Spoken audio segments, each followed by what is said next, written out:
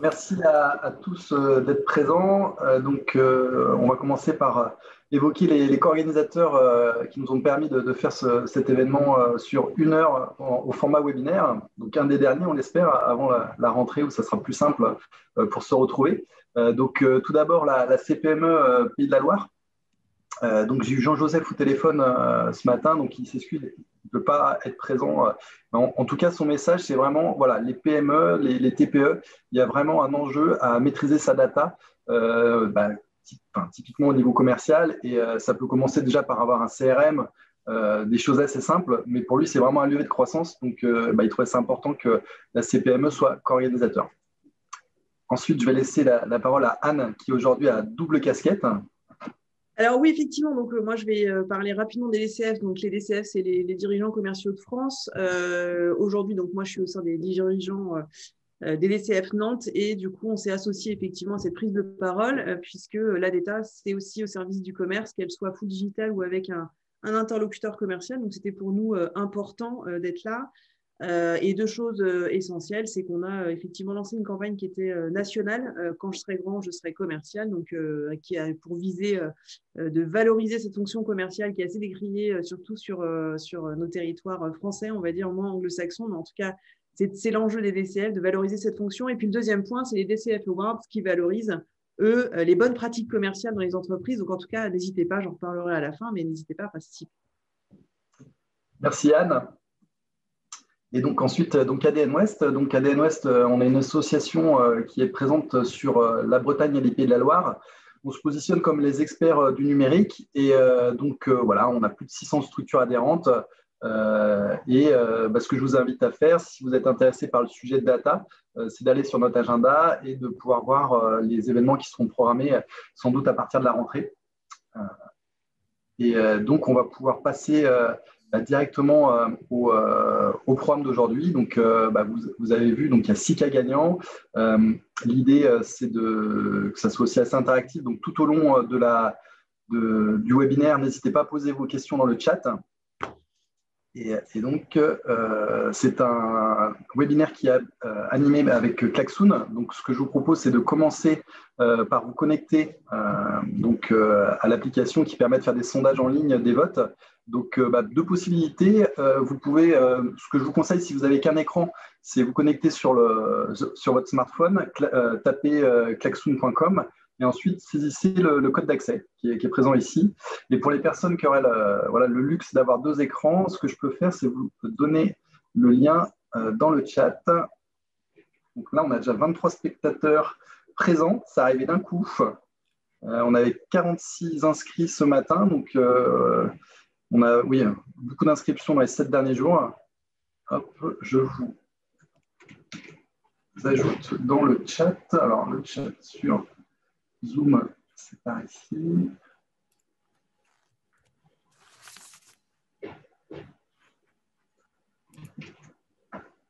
Hop. Tous les panélistes et les participants. Hop, voilà. Donc, ça fonctionne pour tout le monde. N'hésitez pas, hein, si vous avez un souci. En tout cas, le code est dans le chat. Donc, on va pouvoir commencer avec la première question que je vais vous... Ouais, Jean-Marie, il est comme ça, il attaque le webinaire, il y a déjà une question, donc vous allez voir, ça va être du solide ce matin. Tu attaques fort, Jean-Marie. Vous sentez-vous en forme ce matin? Voilà. Oui ou non? Alors, attention, c'est ça la question. On a déjà 3 votes, 4,7, 4,8 sur 5. Donc, on voit que vous êtes très en forme. Super. Très bien, 7 votes. 15 personnes qui sont déjà connectées, donc c'est pas mal. Et puis, je vais même en rajouter une deuxième. Pensez-vous que nous allons réussir à faire les 6 cas en 1 heure? Parce que c'est un beau challenge. Voilà. 50-50. Très bien. Bon, en tout cas, l'outil fonctionne. Et je laisse donc la parole à Anne qui va nous donner l'évolution du commerce sur les 30-40 dernières années. Je te laisse la parole, Anne.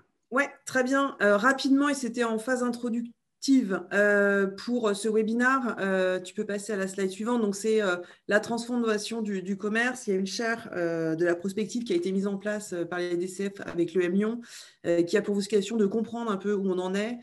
Globalement, si on le reprend avec un peu de retour de regard dans le rétroviseur, on vient d'une période où on était dans des ventes transactionnelles, c'était les années 70-80.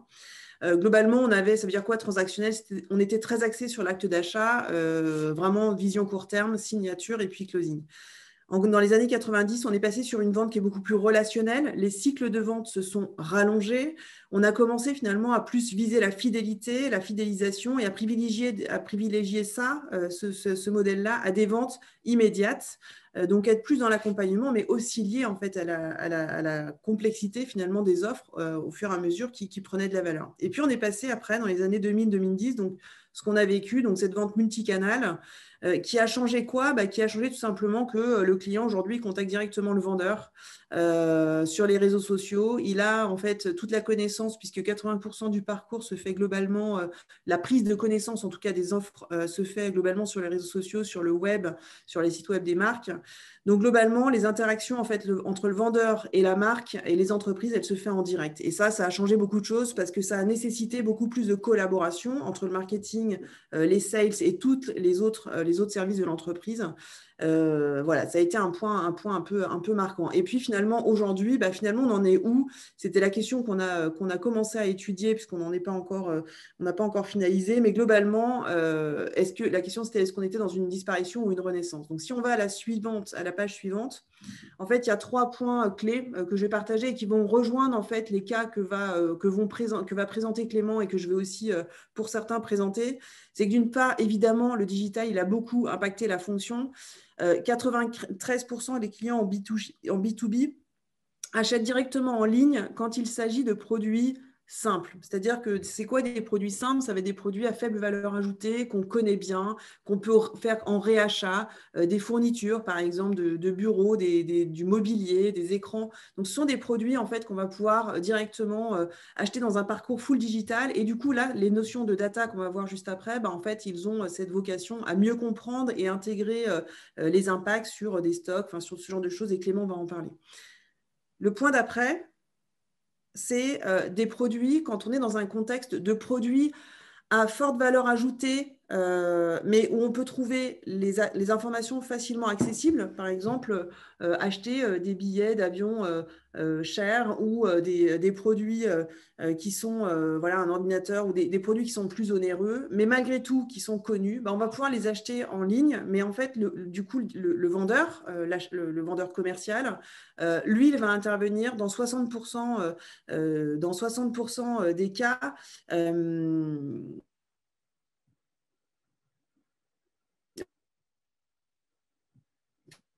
On déclare qu'il n'a pas besoin du commercial. Donc, ça veut dire qu'en fait, le rôle du commercial à ce moment-là, il se ressent vraiment sur la vente, sur le closing, parce que le client a encore parfois un peu de mal à le faire tout seul. C'est des achats à forte valeur ajoutée. Donc, le commercial, il l'a plus pour le closing. Et enfin, le dernier cas de figure, qui est la vente complexe. Donc, c'est la slide suivante. Ouais. En fait, sur des produits qui sont à la fois des produits complexes, donc ça va être des produits avec du service, avec éventuellement du hardware, un mix des deux, des bundles, on va en fait difficilement trouver l'information sur mesure qui nous correspond, qui correspond au client. Et dans ces cas-là, ce que montrent les études, c'est globalement, les clients en B2B, ils cherchent à 80% à avoir un contact avec le vendeur, avec le commercial tout au long de son parcours pour faire cet achat. Et là, le rôle du commercial, c'est un rôle de conseiller. Il faut pouvoir à la fois comprendre le besoin et puis créer la solution sur mesure de façon très adaptée. Donc voilà en gros les 3 grands cas. Ça se résume à la page suivante sur des éléments en fait, qui ont transformé sur le avant, pendant et après dans le parcours commercial. En fait, quand on est avant la vente, pendant le moment de la relation client ou après, en fait, ça a eu des impacts sur à la fois les hard skills, les soft skills.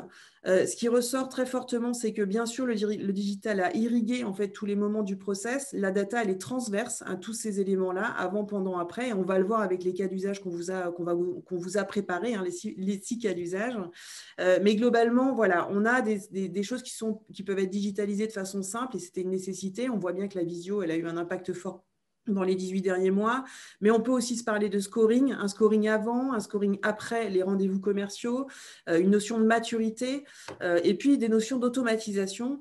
Donc tous ces éléments-là, en fait, ils sont venus changer le parcours. Et ça a eu quoi comme impact? En fait, dans les moments où le commercial, il est encore présent, puisqu'il est encore fortement présent, on l'a vu tout à l'heure sur différents moments de la vente, eh bien, en fait, ça a nécessité pour lui de renforcer certains éléments, ce qui s'appelle les 3 piliers en fait, de l'intelligence que l'on pousse au sein des DCF. L'intelligence émotionnelle, bien comprendre et décrypter les émotions des autres, du client, de façon à pouvoir mieux répondre, le rassurer, puisque s'il ne le fait pas en ligne, son achat, c'est bien qu'il y a un problème de rassurance, de comprendre avant de faire son investissement.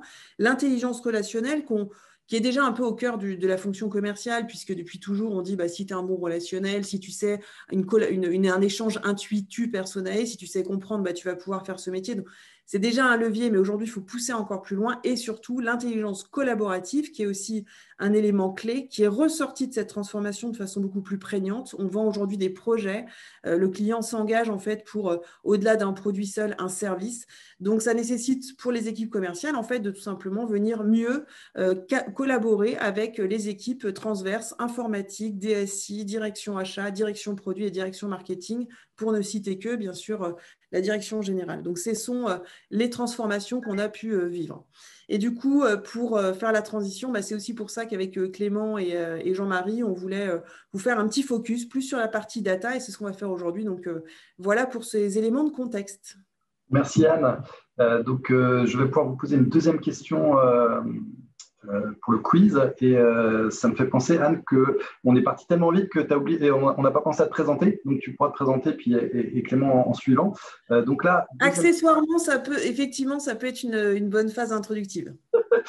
Hop. Donc, la question par rapport au slide là, qui est affiché, c'est comment évalueriez-vous la maturité digitale de votre parcours commercial?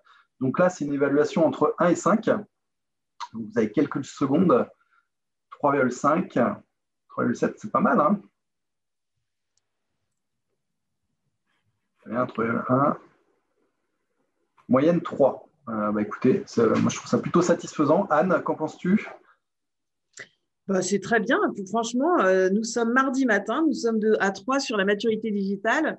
Non, mais c'est bien, ça montre que justement, le sujet qu'on va aborder en data, parce qu'il faut un socle digital pour pouvoir mettre la couche de data dont on va parler avec Clément. Évidemment qu'il faut un minimum de compréhension, de digitalisation à différents steps du parcours. On ne va pas tous aux mêmes endroits selon les enjeux des boîtes, des entreprises. Donc, non, c'est très bien. Ça va être complètement cohérent avec la suite. Oui, on voit qu'il y a 38%, il y a 3 étoiles et 38% 4 étoiles, et il n'y a aucune entreprise qui a 5 étoiles. Donc aussi, voilà, de la modestie. Très bien. Donc Anne, je te laisse te présenter. Oui, donc effectivement, je vous ai fait un topo sur la partie transfo digitale commerciale, mais parce que j'ai aussi une casquette au sein de la fédération des DCF, donc au national, sur un enjeu plutôt de prospective et de compréhension de la digitalisation pour le partager avec les 75 associations. Par ailleurs, donc, je suis aussi dirigeante CEO de Switcho, donc c'est les cas d'usage dont je vais vous parler proviennent de notre expertise à travers nos différents clients.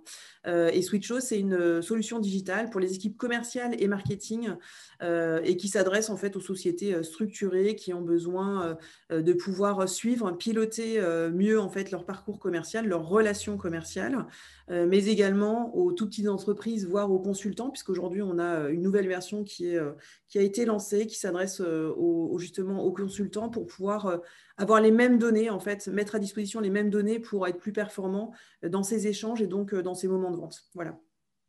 Merci Anne. Clément, je te laisse te présenter et ton activité. Bonjour tout le monde, merci Jean-Marie pour l'intro.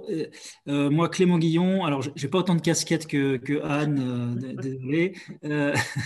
Je suis dirigeant de Vertigo, une start-up nantaise et parisienne spécialisée dans l'intelligence artificielle. On est éditeur d'une plateforme qui permet aux industriels et aux logisticiens de mieux anticiper leurs ventes et leurs flux de marchandises. Donc on fait des modèles prédictifs qui permettent d'essayer de prédire ce qui n'est pas forcément toujours prédictible, mais qui permet au moins d'optimiser les choses, et notamment avec un gros focus sur les prévisions de vente, dont on va pas mal parler aujourd'hui. sans transition, je continue, il me semble. Allez, voilà. Voilà, donc on se lance dans le challenge de tenter d'expliciter 6 cas gagnants d'usage de la data et de l'IA au service du commerce. On a essayé de prendre des secteurs différents, des sujets différents pour essayer d'avoir un focus le plus large possible. Donc, si vous faites le calcul vous-même, ça ne fait pas beaucoup de minutes par cas d'usage. Néanmoins, voilà, le chat est disponible et on sera ravis, si besoin, d'aller plus loin. On commence par le premier cas qui est dans le monde du e-commerce. Voilà, Anne en a parlé. Là, on est dans des ventes de produits assez simples. La technologie, attends, excuse-moi, Jean-Marie, si tu peux juste revenir avant. Voilà. Voilà, parfait. On va vous décrypter pour chaque cas le persona, la technologie et le secteur. Donc là, le cas, la technologie en question utilisée, c'est du machine learning. Donc c'est une famille de l'intelligence artificielle qui permet de faire apprendre à des machines des calculs. Et le persona, c'est-à-dire l'utilisateur, le destinataire du cas d'usage, en l'occurrence, c'était le responsable de l'offre de ce e-commerçant dans le secteur, voilà, meubles et fournitures. Si tu peux passer. Très bien. Donc, on a 27 invités maintenant, tout le monde est arrivé. Donc, n'hésitez pas, pour ceux qui ont pris le train en route, à poser vos questions. Normalement, c'est réservé 10 minutes, peut-être 7 à la fin pour prendre vos questions. Vas-y, Clément. Avec plaisir. Ouais. Merci. Donc, du coup, pour brosser le tableau, voir comment le machine learning peut aider un e-commerçant. Alors, voilà, le tableau, c'est un e-commerçant qui gère, comme beaucoup de e-commerçants, beaucoup de références, en l'occurrence, là, 130 000, 26 filiales, mais on s'est concentré, c'est une ETI, hein, on s'est concentré sur la filiale française. On est dans l'univers du bureau, du meuble et d'un certain nombre d'accessoires de travail, avec un point clé qui est que pour le directeur de l'offre, plus je peux anticiper les ventes et le comportement de mes utilisateurs, enfin de mes clients, plus je vais pouvoir améliorer ma logistique et ma satisfaction client, qui est évidemment un driver ultimal pour nous. Néanmoins, au-delà de ça, c'est avant tout pour éviter de stocker des marchandises quand il n'y en a pas besoin, de libérer du temps aux équipes parce qu'en fait, il s'est rendu compte qu'il passe énormément de temps à essayer de modéliser les ventes, mieux piloter l'assortiment, qu'est-ce que je dois mettre en avant sur mon site en termes d'offres, en termes de promotion, en termes de gamme de produits, et comment dans tout ça, j'améliore ma satisfaction client, mais derrière ça, c'est la gestion du stock et des commandes, assurer qu'évidemment tous les clients sont livrés en temps et en heure et que je ne fasse pas de fausses promesses. Voilà le sujet tel qu'il était. Donc, la réponse, elle se fait avec de la data, elle peut se faire avec de la data et avec de l'IA. Et c'est ce qu'on va vous expliquer. Donc, si tu peux passer à la slide suivante. Voilà. Le point, ce qu'il faut savoir, c'est que dans les processus comme ça, de gestion de flux de marchandises, de prévision de vente, c'est quelque chose d'assez conséquent, en général, qui est traité par des fichiers Excel, par des outils un peu old school. Mais en fait, ce qu'on s'est rendu compte, c'est que à chaque fois qu'on gagne, pour une entreprise un peu structurée, à chaque fois qu'elle gagne un point de précision dans les prévisions de vente, elle peut gagner jusqu'à 0,5% de son CA. Pourquoi ? Tout simplement parce que derrière une meilleure anticipation des ventes, je peux, comme je l'ai expliqué, mieux gérer mes stocks, je peux mieux gérer ma marchandise, mes capacités en entrepôt, ma supply chain, mes transporteurs, j'évite les ruptures de stock, j'évite le manque à gagner. Donc, si vous combinez tous ces impacts, ça fait à peu près, ça résume à l'équation suivante. Donc, quand on a lu ça, évidemment, on a envie de s'y intéresser et on a envie de pouvoir anticiper le plus rapidement possible et avec le plus de précision possible. Si tu peux passer à la suivante, Jean-Marie. Voilà. Donc, ce qui a été mis en place, c'est évidemment, c'est un cas Vertigo, mais ça aurait pu être fait avec d'autres technologies. Mais c'est une solution de prévision des ventes, c'est-à-dire qui soit complètement automatisée à la maille de la référence. C'est-à-dire, c'est un modèle algorithmique qui permet de prédire exactement ce qui va être vendu chaque jour selon les différents canaux à la maille de la SKU, donc de la référence, et qui alimente ainsi les équipes centrales, les équipes du e-commerçant, avec ces éléments directement par un fichier Excel, par des interfaces via une API, mais ça peu importe le moyen, mais qu'on adresse cette information tous les jours. Vas-y, next. Alors, en termes de visuel, c'est pas très parlant, comme vous pouvez voir, c'est de l'informatique, c'est du machine learning, c'est de l'intelligence artificielle. Ce qu'il faut retenir, c'est que derrière, comment ça fonctionne, c'est on récupère toutes les données d'historique de vente de ce e-commerçant, on les met dans un modèle de machine learning qui permet de comprendre les corrélations entre les ventes, les comportements des utilisateurs, la saisonnalité, les types de produits, les catégories de produits, bref, tout ce qu'un humain, un bon humain ferait pour essayer de comprendre les modèles de vente. Et on le donne à la machine qui va comprendre lui-même du coup les corrélations entre ces différents paramètres et générer les prédictions à la maille de la SKU. Donc, en l'occurrence, le e-commerçant, là, il utilisait ce qu'on appelle une API. Donc, c'est un moyen de s'interfacer avec des outils informatiques qui permet de récupérer en masse des informations. Vas-y, next. Les gains, parce que c'est ça qui va nous intéresser. On a mis ça en place sur ce e-commerçant. Ce qu'on a pu voir, c'est des revenus à 3 niveaux.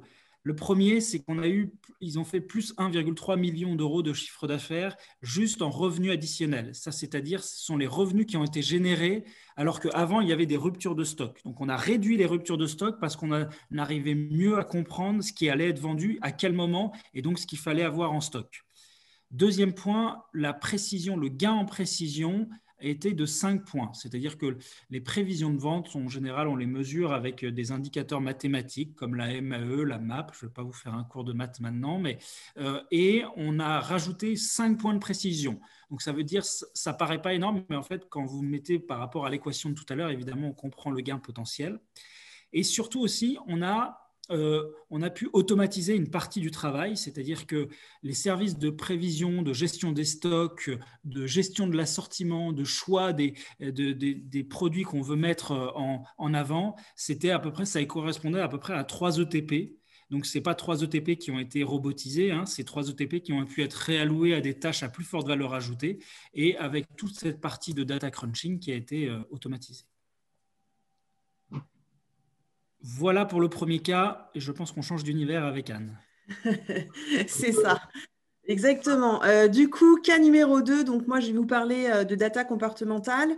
On est dans un domaine d'activité qui est le service, donc on est vraiment sur des produits serviciels avec beaucoup de contrats, de documentation juridique. Et on s'adresse à, notre persona, c'est le directeur grand compte qui répond en fait de façon récurrente à des appels d'offres. Ces appels d'offres, ils peuvent aller jusqu'à 6 mois de préparation.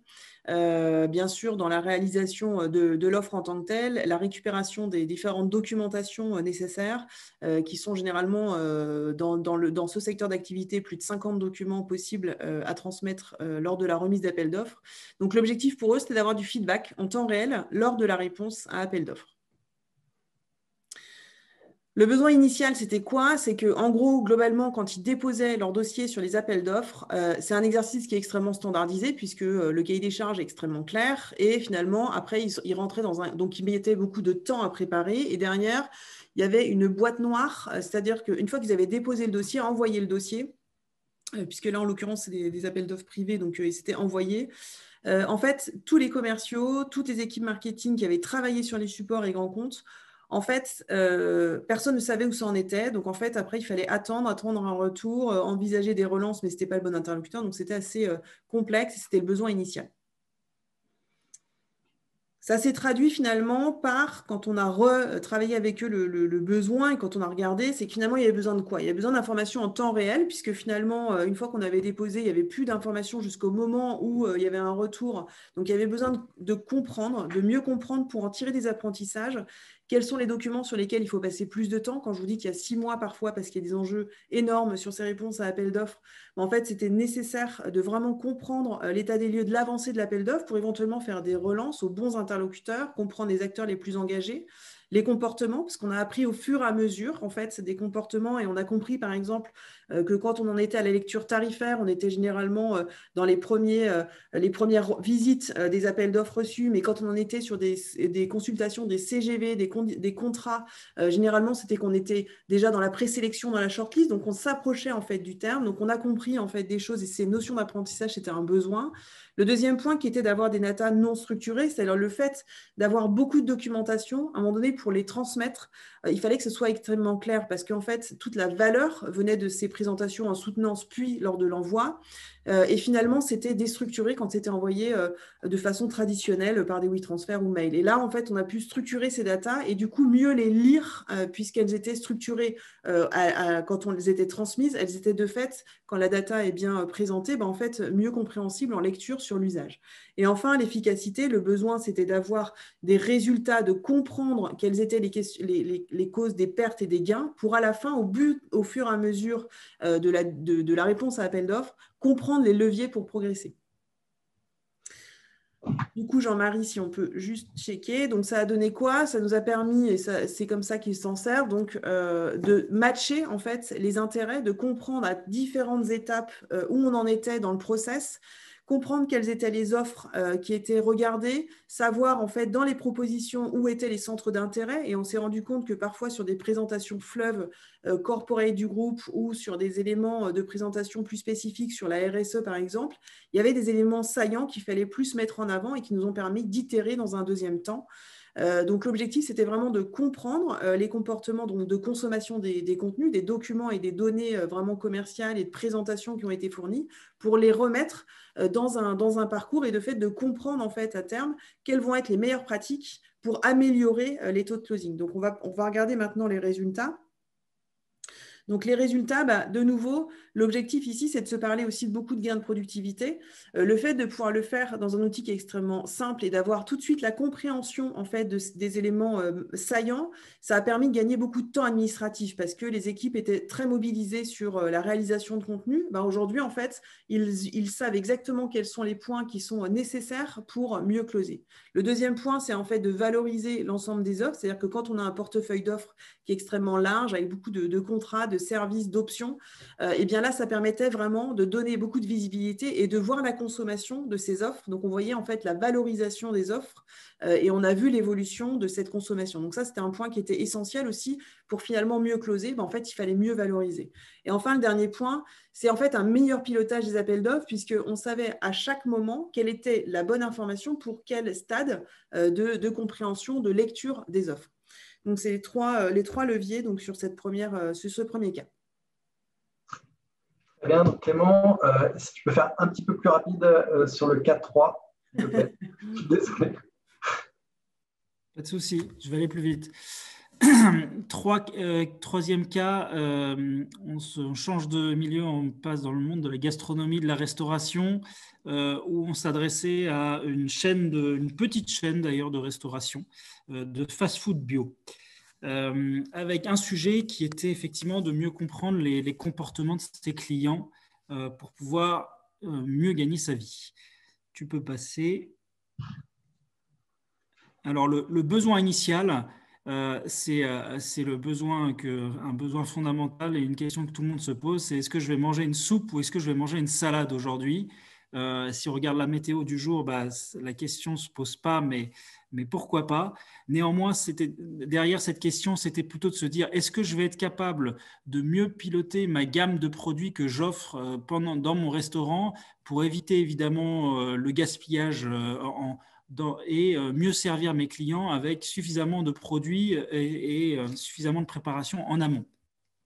Donc, si on travaille un peu plus le besoin, et c'était le directeur des restaurants, donc le directeur d'exploitation qui nous avait adressé ce problème. Jean-Marie, si tu peux passer à la slide suivante.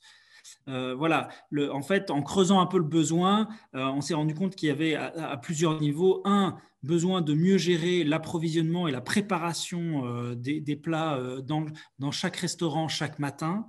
Deux, de mieux piloter les revenus des restaurants et comprendre les drivers de vente. Qu'est-ce qui fait qu'on a plus ou moins de clients chaque jour? Et enfin, trois, c'est de mieux gérer les plannings des personnes à mettre en restaurant chaque jour parce qu'en fait, ils fonctionnent avec des vendeurs volants qui peuvent être dispatchés selon les besoins. Vas-y, next. Donc, encore une fois, ce qu'on a fait, c'est qu'on a mis en place une solution de prévision d'activité en restaurant pour essayer de comprendre avec du machine learning exactement ce qu'ils vont vendre. Donc, vous voyez, là, on a encore une fois, on mesure toujours la précision ou le gain qu'on peut avoir en termes de précision. Là, en l'occurrence, on est passé de 70 à 80%. Et là, on a une solution qui, d'un point de vue de l'usage, est assez rigolote parce que c'était un usage qui a été pensé pour le monde de la restauration, qui est un monde évidemment en mouvement où les interlocuteurs sont très peu disponibles et on n'a pas le temps du tout de faire des modèles ou de regarder des applications compliquées. Donc, on a pensé une solution. Jean-Marie, si tu peux passer à la suivante, c'est ce qu'on appelle le morning briefing. C'est tout simplement un envoi par SMS au responsable du restaurant de son chiffre d'affaires prévisionnel et de son nombre de clients avec une information très succincte sur le nombre de clients qu'il va avoir avec le pic en fonction de différents paramètres. Donc, comment ça fonctionne ? Évidemment, c'est du machine learning, donc on se base sur l'historique de vente pour essayer de comprendre ce qui va se passer. Mais là, dans le cadre de la restauration, on peut y ajouter des paramètres assez intéressants, comme évidemment la météo, ce qui est un driver pour le choix soupe versus salade, ou encore des drivers comme des événements extraordinaires, une finale de Ligue des Champions, la saisonnalité, le jour de la semaine, les soldes, qui peuvent être des éléments extrêmement perturbateurs ou des drivers de vente pour la restauration. Next. Et en centrale, on a mis en place un tableau de bord plus général pour pouvoir piloter chaque jour toutes les prévisions, le nombre de couverts, le ticket moyen, les ventes selon les plans, les menus, les plats, qui permettaient vraiment de mieux comprendre les ventes et de piloter les approvisionnements en centrale et le revenu de chacun des restaurants. Next. Et en termes de gains, il y avait sur les enjeux, il y en avait 3 qu'on voulait vraiment spécialement adresser. Le premier, c'était réduire le gaspillage alimentaire, donc réduire le nombre de produits non vendus à la fin de la journée. Donc ça, on a réussi à atteindre moins 20%. Mieux comprendre l'affluence et notamment les drivers. Qu'est-ce qui fait qu'on a plus ou moins de personnes un mercredi, un mardi ou un jeudi? Et ça, le machine learning le permet. Et enfin, complètement automatiser la génération des plannings de charges. Ça, on l'a pas mesuré, mais on sait que c'était un temps substantiel passé à savoir comment allouer les équipes dans les restaurants. C'est bon. Très bien, 4 minutes 40. Je te laisse, Anne, poursuivre sur le cas 4, sur la biotech.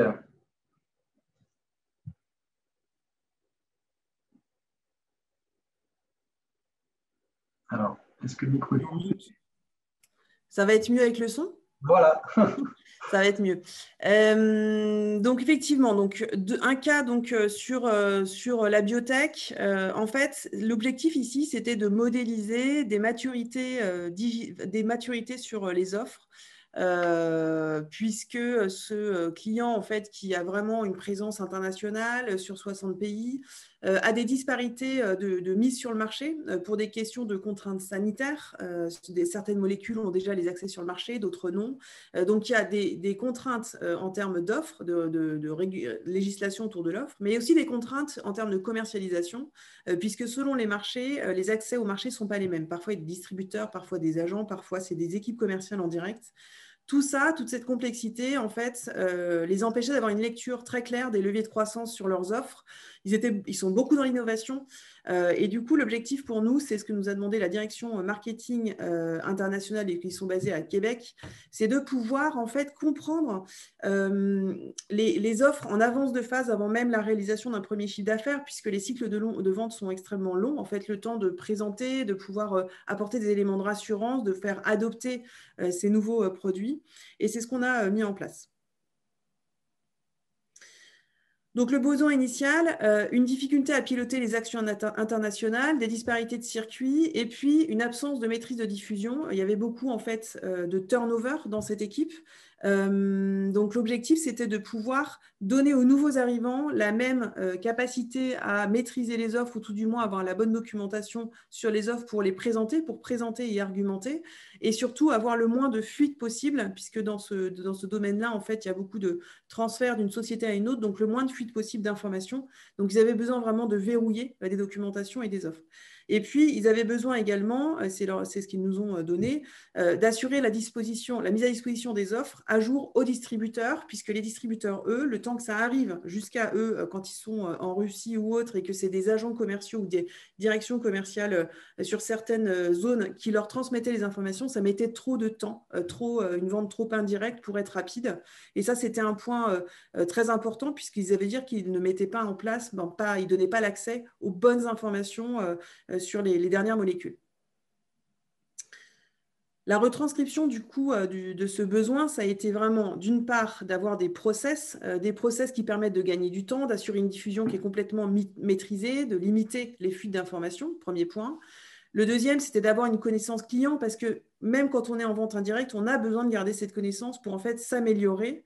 Et le fait de pouvoir mettre en fait à disposition ces connaissances directement via une plateforme, en l'occurrence, ça leur permettait d'avoir en temps réel l'information d'usage des 250 personnes partout dans le monde. Donc ça, c'était vraiment un des points indispensables. Et enfin, le dernier point du besoin, c'était vraiment sur des offres qui étaient extrêmement innovantes.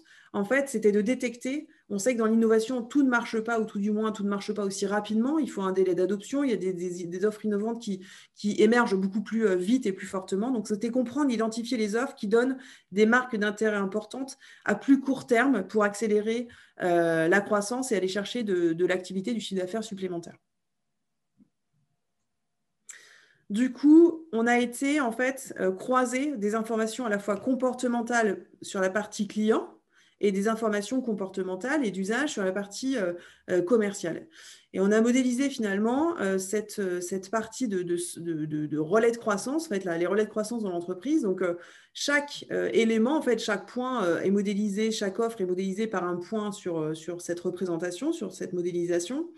Et en fait, on a sur l'axe horizontal l'ensemble des documents et des offres qui ont été présentés, qui ont été partagés aux clients finaux. Donc, on est vraiment dans ce moment du commercial ou des distributeurs qui vont animer en fait l'ensemble du portefeuille.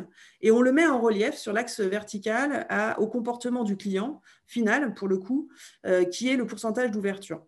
Et le fait de croiser l'appétence, les centres d'intérêt, les signaux d'intérêt sur les offres en verticale et les les données de présentation et de partage des équipes commerciales, ça a permis tout de suite de voir des points saillants et de détecter en jaune les tendances à venir, c'est-à-dire des offres qui étaient aujourd'hui sur des early adopters, des populations qui étaient assez finalement peu développées. En B2B, c'est vrai que contrairement à Clément, on n'a pas forcément une quantité de données, on est sur de la smart data, on est sur des données qui sont beaucoup plus, on va dire, moins volumiques, mais pour autant, quand on les modélise, on se rend compte qu'on a vraiment la capacité à prendre des décisions. C'est un outil décisionnel. Et là, aujourd'hui, voyant en fait des tendances fortes sur des marchés qui étaient précurseurs, sur certains pays, certaines molécules qui étaient précurseurs, on a pu accélérer en fait en donnant des consignes, en animant massivement ces offres. En fait, on a fait redescendre la courbe jaune dans la courbe verte, donc en allant appuyer les tendances de marché, en donnant de l'accélération sur ces tendances. Et c'est comme ça qu'on a pu en fait comprendre quels étaient les leviers, enfin quelques offres qui étaient les leviers de croissance pour l'entreprise. Si on va voir donc les gains, globalement, c'est déjà d'avoir en temps réel en fait, des offres qui étaient 100% maîtrisées. C'est un gain de productivité énorme parce que les équipes perdaient énormément de temps à rechercher les dernières datas à jour. Et en fait, c'était un indispensable du marché puisque là, c'est un marché sous contrainte avec des contraintes sanitaires et réglementaires fortes. On a également en fait économisé un équivalent temps plein. Alors, comme on le disait comme le disait Clément, c'est-à-dire que l'objectif c'était de remettre des équipes en marketing sur des tâches à valeur ajoutée pour créer de la visibilité, créer de l'engagement et non pas passer du temps sur du déploiement. Et enfin, le dernier point, c'est que finalement, ce qu'on a vu, c'est que 5% des offres étaient détectées comme des vrais leviers de croissance, avec une croissance qu'on pouvait accélérer, et d'autres qui étaient aujourd'hui encore en maturité, qui avaient besoin de trouver un peu plus leur marché, de créer de la valeur. Très bien, 6 minutes, donc il va falloir qu'on raccourcisse peut-être la partie comment passer enfin démarrer vos premiers chantiers, si on veut faire les 6. Donc, Ouais. dans ces cas-là, Clément, je te laisse faire le 5 sur Oui, l'immobilier. rapidement, ouais. Immobilier, du coup, société qui accompagne les particuliers et même aussi les entreprises dans leur démarche immobilière pour trouver des biens, pour loger en fait leurs collaborateurs et les personnes en direct aussi. La technologie, c'est le traitement du langage, donc c'est donc tout ce qui est la détection par la machine hein, des éléments du langage, donc que ce soit écrit ou oral. Et le persona, là, c'est le directeur ou le service client. Vas-y, next. Du coup, le contexte, c'est que vous le connaissez tous, on l'a tous vécu, le marché de l'immobilier, il est opaque, diffus et il y a des millions de données générées par les annonces, mais c'est toujours aussi compliqué de trouver le bon logement pour la bonne personne au bon moment. Et ça, c'est vrai autant pour les particuliers que pour les professionnels.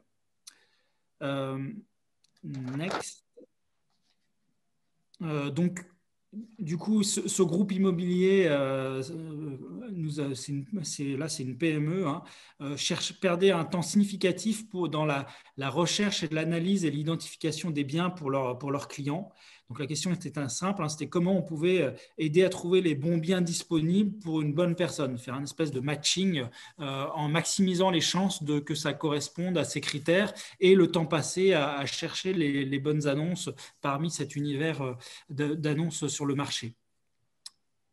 Tu peux passer. Donc, la proposition qu'on a faite, c'est d'avoir un espèce de conseiller augmenté, donc augmenté par la machine, pour pouvoir être plus réactif dans la détection et la compréhension des marchés de l'immobilier local, et de pouvoir conseiller les clients avec des éléments d'analyse qui ne soient pas que un avis d'expert ou un avis d'agent immobilier, et pour pouvoir se focaliser sur la relation commerciale et la relation humaine et la compréhension des besoins, plutôt que de passer du temps à essayer en recherche sur Internet. Tu peux passer à la suivante. Donc, la solution qui a été mise en place, c'est un sourcing intelligent des annonces disponibles. Donc, très concrètement, c'est de pouvoir rassembler dans une seule base de données un ensemble d'annonces, que ce soit des sites annonces publiques, donc Le Bon Coin, Ouest France, ou tous ces sites pourvoyeurs d'annonces immobilières, et les annonces off-market qui étaient proposées par les partenaires.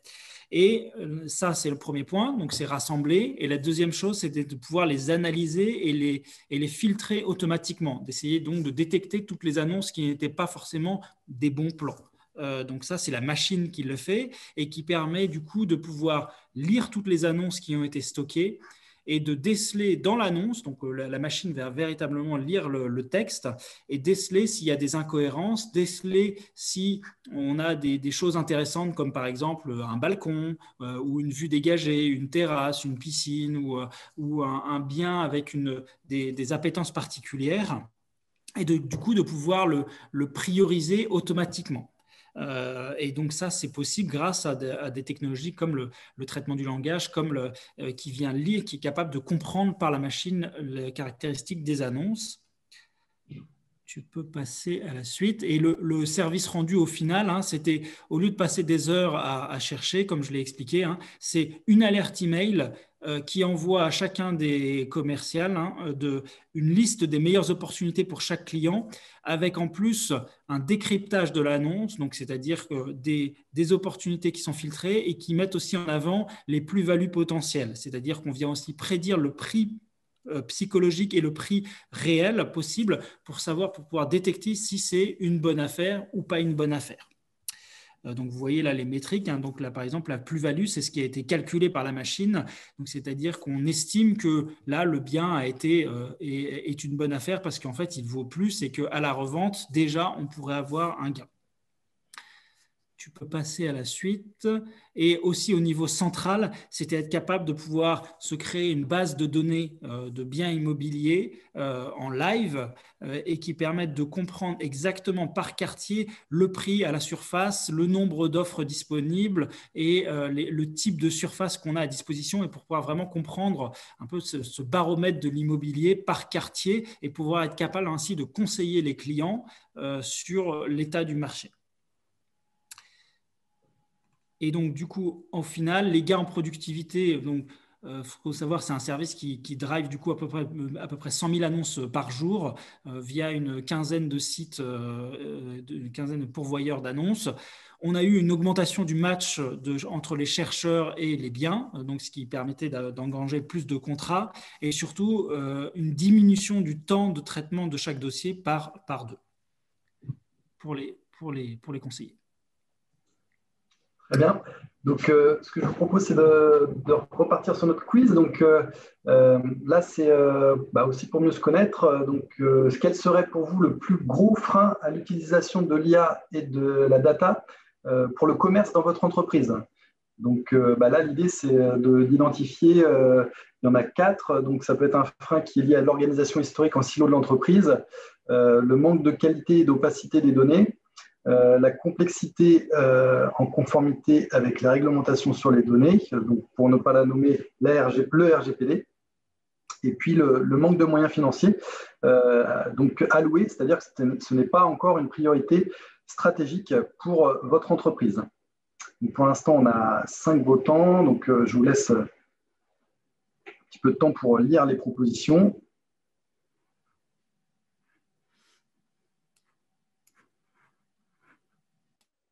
Et puis, je laisserai peut-être Anne commenter les résultats. 11 votes sur 24, très bien.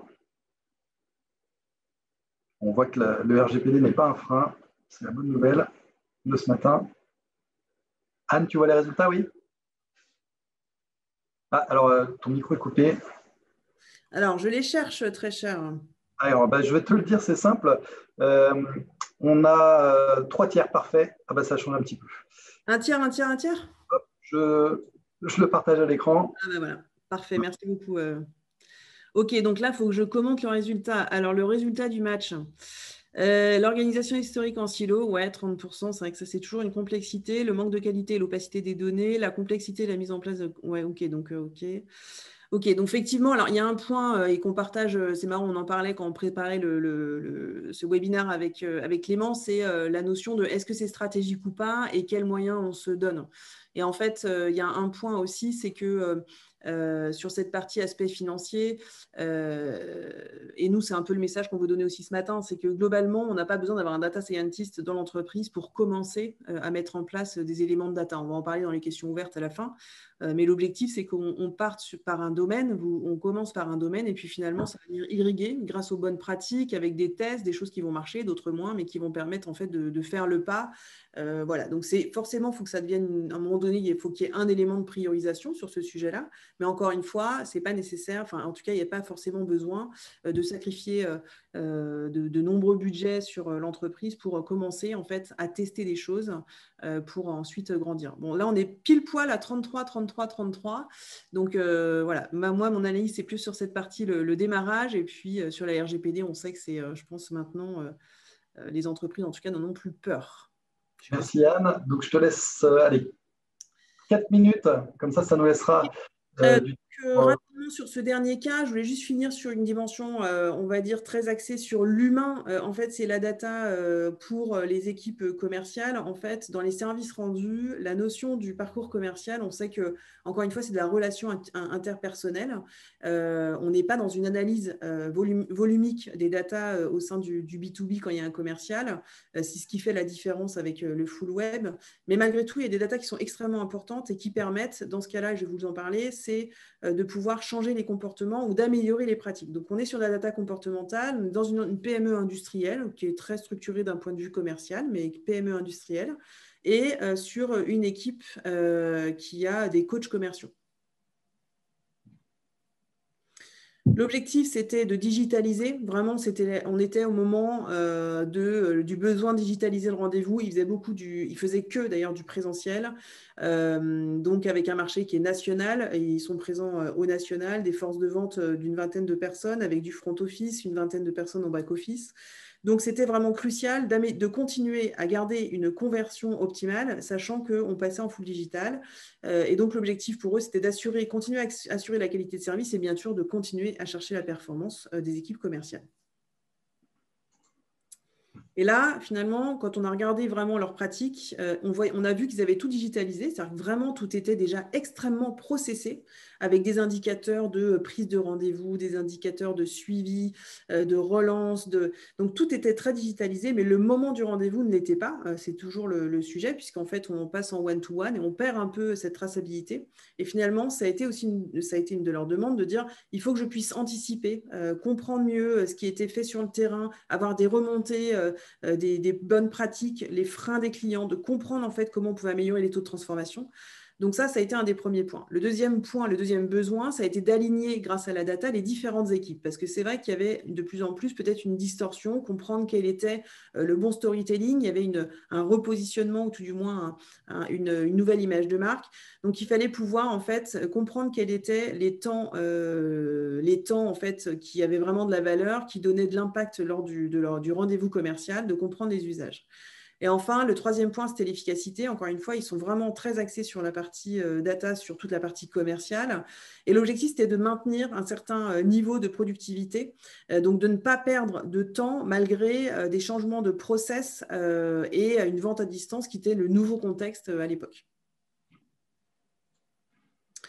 Donc là, ce qu'ils ont mis en place, et donc ils l'avaient de façon complètement déjà bien structurée dans l'entreprise, mais encore une fois, pas nécessairement avec des datas sur le rendez-vous commercial, c'était des rendez-vous hebdomadaires avec l'ensemble des forces de vente. Et l'objectif ici, ça a été de coacher, ça a été d'accompagner les équipes pour comprendre en fait quelles étaient les meilleures pratiques d'un sujet à un autre, d'une verticale à une autre, d'une région éventuellement à une autre, pour qu'en fait, de façon extrêmement simple, les coachs puissent présenter tout simplement les données et ils puissent challenger leurs pratiques en regardant des indicateurs, taux d'ouverture, nombre de partages vus par les clients. Donc, on a vraiment regardé du quanti, du quali, et c'est ce qui nous a permis d'arriver au résultat. Donc, page suivante, si tu veux bien, Jean-Marie. Donc, sur des gains de productivité, l'objectif, c'était d'avoir déjà du temps commercial supplémentaire. L'objectif, c'était vraiment de se dire comment je fais pour garder un rythme assez soutenu, de la relation à distance. Et finalement, on a réussi à augmenter le temps commercial en passant de 4 à 6 rendez-vous, donc 20% de temps commercial supplémentaire dans cette période, donc 4 à 6 rendez-vous par jour. Dans le même temps, l'objectif, c'était aussi de conserver ou d'améliorer l'engagement client. Et en fait, on a vu qu'en changeant les pratiques, en fait, en regardant les best practices et en les réalisant, en les déployant sur l'ensemble des équipes, on a pu en fait engager beaucoup plus les clients. Et du coup, de fait, quand on engage plus, derrière, c'est de la transformation parce qu'en fait, on peut valoriser mieux les offres. Et en fait, ils ont fait, c'est le troisième point, une année record avec une augmentation du chiffre d'affaires qui n'était pas le benchmark marché, clairement, mais vraiment une très belle année sur la période. Très bien, merci. 4 minutes 20, parfait. Alors, une question pour comment démarrer vos premiers chantiers data. Donc, peut-être Clément, quel pourrait être un premier chantier, notamment dans les PME, puisqu'on on a pas mal de TPE, enfin plutôt PME présentes ce matin. Oui, c'est toujours une bonne question. Nous, ce qu'on préconise souvent, c'est de commencer par un sujet qui est le plus stratégique possible, parce que c'est ce qui permet aussi de mobiliser toutes les énergies et tout le focus dessus. Deux, un sujet qui est avec un ROI potentiel, parce qu'encore une fois, ça permet de démontrer l'avantage, le retour sur investissement. Et trois, il y a une petite contrainte, Anne en a parlé, mais ça on le sait tous, c'est qui est un sujet où il y a un petit peu de données disponibles, que ce soit pour des vertus d'analyse, pour des vertus de faire tourner des machines, pour avoir des historiques et des choses, des éléments de comparaison. Donc, si vous avez ces trois critères, on va dire que c'est, à mon avis, c'est ouvert et ça doit être naturellement votre focus. Très bien. Anne, est-ce que tu peux compléter ou Ouais. avoir une alternative éventuellement? Ouais, tout à fait. En fait, sur la partie data, c'est vrai que, par où commencer, il y a effectivement la notion d'impact. Et moi, ce que j'aime bien aussi évoquer, c'est le côté tester pour comprendre, en fait, et pouvoir faire des petits chantiers agiles. C'est-à-dire que parfois, ce qui peut faire aussi le fait que on n'arrive pas, et on l'a vu avec un peu le bad buzz des data lakes, c'est-à-dire que c'était tellement des projets ambitieux d'agrégation de données, de consolidation, de centralisation, d'amélioration de la qualité de la donnée, qu'à un moment donné, en fait, on n'arrive plus à avancer ou à accoucher d'un sujet parce que c'est vraiment énorme. Et en fait, moi, je suis très favorable aux petits pas. Et en fait, il y a certains sujets qui s'y prêtent, alors pas tous, mais c'est vrai que ça permet d'avoir des petits chantiers qui sont bien délimités avec des porteurs de projets qui ont du coup un vrai besoin, en fait, qui vont définir, ben voilà, moi, je voudrais qu'on m'aide à prendre la meilleure décision, je voudrais que la data m'aide à pouvoir itérer, à pouvoir tester, à tirer des enseignements, mais factuels, pas sur des ressentis ou un historique qui a pu être pertinent à un moment donné, mais le marché peut-être a bougé ou l'époque a bougé. Ça, en fait, cette notion d'agilité pour tester, moi, c'est quelque chose que j'aime bien aussi. Donc, par où commencer parfois, plutôt que de prendre, et là, pour challenger un peu Clément, plutôt que de prendre ce qui fait le plus d'impact, parfois, ça peut être aussi intéressant si ça s'y prête, même avec, encore une fois, des données qui sont moins volumiques, mais de commencer à tirer des enseignements parce que finalement, quand on les agrège, quand on les modélise, on se rend compte qu'il y a quand même des choses à tirer pour tirer des enseignements sur des next steps. Très bien. Pour l'instant, je n'ai pas de questions dans le chat, donc n'hésitez pas même à vous signaler et je peux vous donner la parole pour poser votre question si elle est un petit peu plus complexe. On en a un petit peu parlé lors des cas, différents cas. La communication, comment vous voyez les choses au niveau des équipes? Voilà, Clément, si tu veux commencer. La communication, je pense que il y a le phénomène qu'on veut pas avoir, c'est le phénomène de black box, hein, donc d'avoir des choses technologiques que personne ne maîtrise. Il faut savoir que bon, la data, l'IA, la blockchain, tous ces enjeux technologiques, c'est des choses que tout le monde va devoir s'approprier, hein, donc il faut qu'il y ait un maximum de pédagogie sur le sujet. Donc il faut expliquer à tout le monde comment ça fonctionne et il y a plein de choses qui sont faites. Il y a plein de webinaires, ADN West notamment en parle beaucoup. Sur s'approprier ces enjeux pour être capable d'en parler à sa grand-mère ou à ses enfants.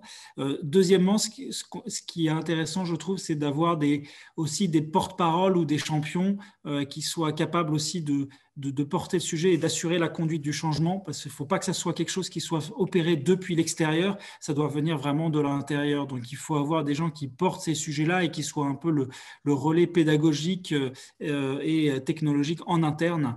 Et ça, il y a toujours des gens qui sont toujours des collaborateurs qui sont intéressés pour le faire.